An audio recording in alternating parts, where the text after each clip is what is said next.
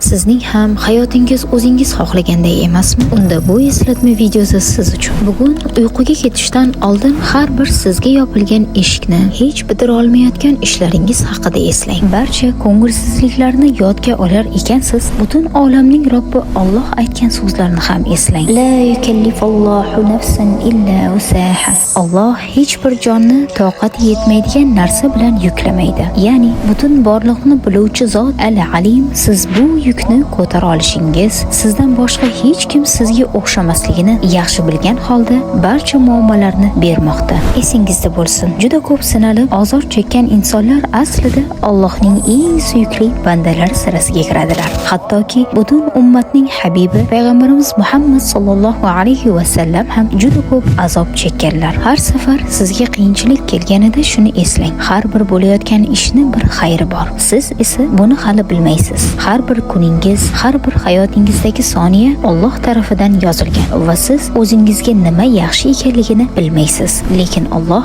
biladi. Esingizda bo'lsin, hech qachon mag'zum bo'lmang.